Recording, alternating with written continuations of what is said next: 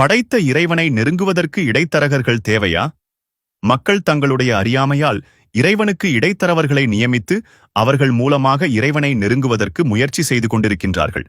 அதை பயன்படுத்தி தங்களை தாங்களே காப்பாற்றிக் கொள்ள இயலாத இடைத்தரகர்கள் கோடிக்கணக்கில் சம்பாதிப்பது மட்டுமல்லாமல் பலவித மோசடிகளிலும் ஈடுபட்டு வேறு வழியின்றி வேறு நாடுகளுக்கும் தப்பித்து சென்று இன்னும் வாழ்ந்து கொண்டிருக்கின்றார்கள்.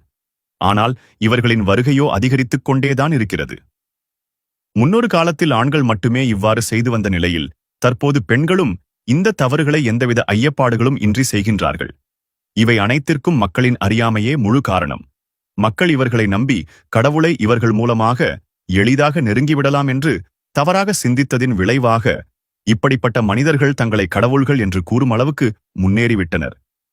முதலில் படைத்த இறைவன் யார் என்பதை பகுத்தறிவைக் கொண்டு சிந்திக்க வேண்டும். இந்த பூமி கடவுளா என்றால் யாரும் இல்லை என்றே சொல்லுவோம். அதேபோல் படைப்பினங்கள் யாவும், மனிதர்கள் மற்றும் பூமியில் படைக்கப்பட்ட யாவும் படைக்கப்பட்டது. அதையெல்லாம் படைத்தவன் ஒருவனே கடவுள். அவனே இறைவன்.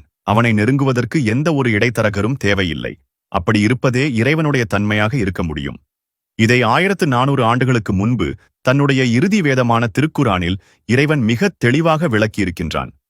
நபியே, என் அடியார்கள் என்னை பற்றி உம்மிடம் கேட்டால் நிச்சயமாக நான் சமீபமாகவே இருக்கிறேன்.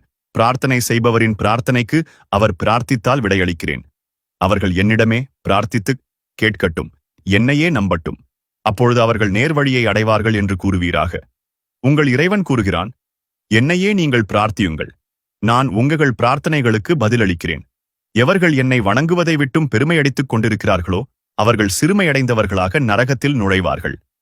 மேலும் இப்பேற்பட்ட இடைத்தரகர்களால் எதையும் செய்ய முடியாது என்பதையும் அவர்களால் ஈயை கூட படைக்க முடியாது என்பதையும் குரானில் கூறுகிறான். மேலும் படைத்த இறைவனை பற்றி அறிய ஒரு முறையாவது குரானை படியுங்கள்.